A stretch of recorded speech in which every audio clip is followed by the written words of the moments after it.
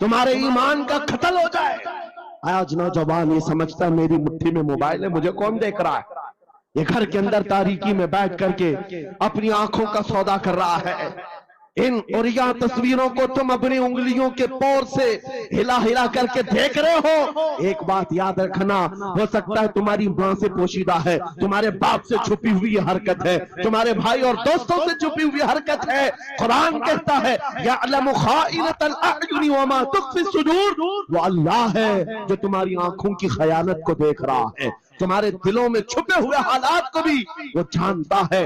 اس لیے یاد رکھنا، آج ہماری کی ہوئی حرکتوں کے لیے میرا مولا فرماتا ہے فَمَنْ يَعْمَلْ مِثْقَالَ ذَرَّةٍ خَيْرًا يَرَهُ وَمَنْ يَعْمَلْ مِثْقَالَ ذَرَّةٍ شَرًّا يَرَهُ. جو ایک رائی کے دانے کے برابر بھی نیکی کرے گا، قیامت میں دن وہ بھی دکھایا جائے گا، اور ایک رائی کے دانے کے برابر برائی کرے گا وہ بھی دکھایا جائے گا. لقمان حکیم نے اپنے بیٹے کو یہ نصیحت کی تھی، یا بنیا انہا ان تکن مثقال حبۃ من خردل فتکن فی صخرۃ او فی السماوات او فی الارض یأتی بها اللہ. لقمان حکیم ان کا نام ہے جن کا ذکر قرآن میں آیا ہے.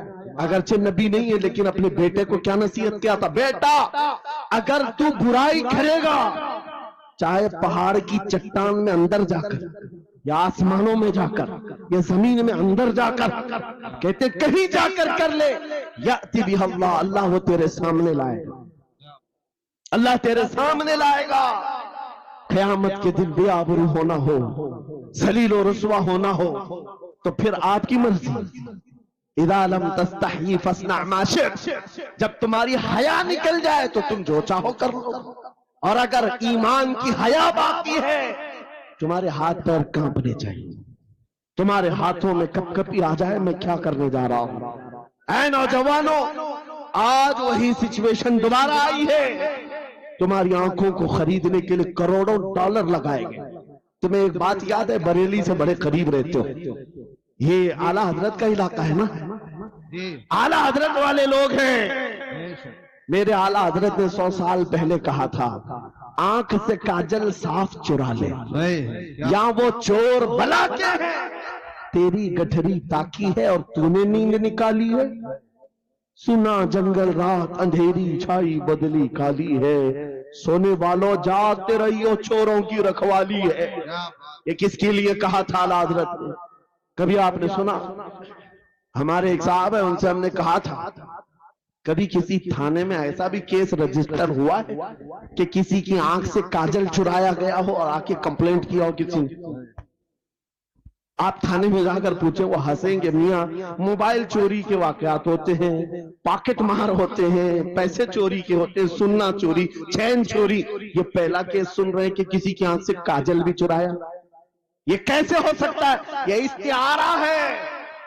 میرے عزیزوں، مومن کی آنکھ کا کاجل وہ شیشی اور ڈبی والا نہیں، مومن کی آنکھ کا کاجل عشق مصطفیٰ ہوا کرتا، کیا بات، محبت مصطفیٰ ہے.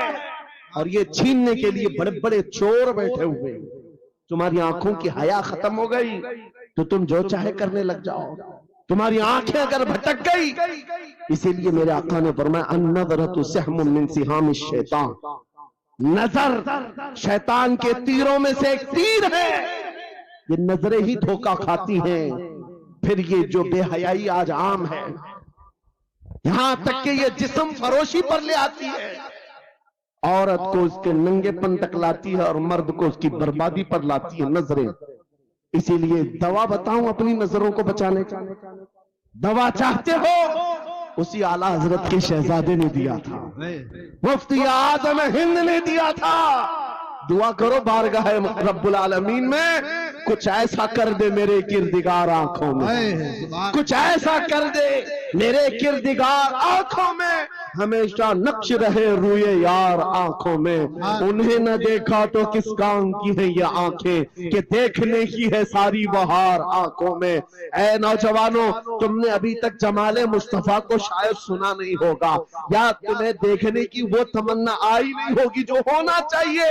جس دن یہ تمنا آ جائے، ہر حسن پھیکا لگنے لگ جائے، ہر خوبصورتی ہیچ لگنے لگ جائے، دنیا کی چکا چوند پر تمہارا دل کبھی نہیں جائے گا. بس ایک تمنا دل میں پیدا کرو، اگر اب کوئی آنکھوں میں دیکھنا ہے ایک ہی چہرہ دیکھنا ہے، وہ آمینہ کے لال کا چہرہ دیکھنا۔ تمنا ہے یا نہیں؟ تمنا ہے؟ اگر ہے تو سنو کیا تھا چہرہ۔ حضرت جابر بن سمورہ کہتے ہیں ایک دن میں اپنے گھر سے نکلا، مسجد نبوی کے پاس آیا، 14ویں رات تھی، چاند آب و تاب کے ساتھ نکلا ہوا تھا۔ حضرت جابر بن سمورہ کہتے ہیں میں مسجد نبوی کے قریب آیا، اسی وقت میرے آقا صلی اللہ علیہ وسلم اپنے گھر سے باہر نکل رہے تھے۔ آپ کے جسم اطہر پر سرخ جبہ تھا اور امامہ شریف تھا۔ حضرت جابر کہتے ہیں کبھی میں رسول اللہ کی طرف دیکھتا تھا اور کبھی 14ویں کے چاند کی طرف دیکھتا تھا، کبھی ادھر دیکھو کبھی ادھر دیکھو۔ یہ حدیث پاک میں ہے۔ وہ صحابی کہتے ہیں میں یہ دل میں سوچ رہا تھا اس چاند کو زیادہ حسین کہوں یا اس چہرے کو زیادہ حسین کہوں۔ اسی اثنا میں میں ادھر ادھر دیکھ رہا تھا، پھر دل نے یہ فیصلہ کر لیا جس کو شاعر نے کہا ہے چاند سے تشبیہ دینا یہ بھی کیا انصاف ہے، چاند میں تو داغ ہے، حضرت کا چہرہ صاف ہے۔ نعرہ تکبیر، نعرہ رسالت،